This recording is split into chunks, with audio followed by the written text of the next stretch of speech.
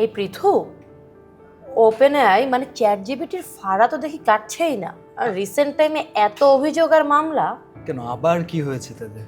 আরে বিশ্বের বড় প্রকাশনা সংস্থা পেঙ্গুইন র্যান্ডম হাউস তারা ওপেন এআই এর বিরুদ্ধে মামলা করেছে। কেন? চ্যাট জিপিটি নাকি জনপ্রিয় শিশুত যে সিরিজ আছে ওদের দ্য লিটল ড্রাগন কোকোনাটের কন্টেন্ট নকল করেছে। মানে সরাসরি কপি করেছে? বলো কি? তাদের দাবি তো তাই। আইনজীবীরা ওই সিরিজের মতো গল্প লিখতে বলেছিল চ্যাট জিপিটিকে, এবং চ্যাট জিপিটি তার আউটপুটে নাকি মূল গল্পের সঙ্গে প্রায় হুবহু মিল রেখে দিয়েছে। হ্যাঁ, এই তো পেয়েছি। বলছে যে শুধু গল্পই না, সেট, চরিত্র, প্রচ্ছদ ডিজাইন, ব্যাক কভার লেখা সব, এমনকি বই প্রকাশ করার যে গাইডলাইন সেটাও নাকি বানিয়ে দিয়েছে। এই সিরিজটা কিন্তু অনেক বড় এবং জার্মান শিশুদের মধ্যে অনেক পপুলার। লেখক ইনগো সাইজনারের এই সিরিজে 30টির বেশি বই, একটি টিভি সিরিজ ও 2টি সিনেমা আছে।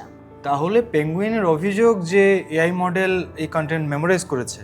তাদের মতে এটা শুধু ইন্সপিরেশন নেওয়া না, ওপেনআইয়ের যে এলএলএম মডেল সেটার লেখক সাইজনারের কাজ অবৈধভাবে সরাসরি মেমোরাইজ ও কপি করেছে। আর ওপেন এআই কি বলছে? তারা বলছে যে তারা অভিযোগ যাচাই করছে এবং তারা প্রকাশকদের সঙ্গে কাজ চালিয়ে যেতে চাওয়ার ইচ্ছা প্রকাশ করেছে। কিন্তু এই ফারাটাই তো নতুন না, এর আগে কপিরাইট ইস্যু, ডেটা ব্যবহারের অভিযোগ এসব তো ছিলই। এখন তো আরো সিরিয়াস অভিযোগ এসেছে।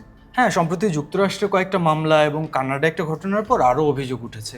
তথ্য চুরি, সেখান থেকে আত্মহত্যা বা সহিংসতার প্ররোচনা দেওয়ার বিষয়েও এই প্রযুক্তি নিয়ে প্রশ্ন উঠেছে। এআই কি আসলে নিরাপদ?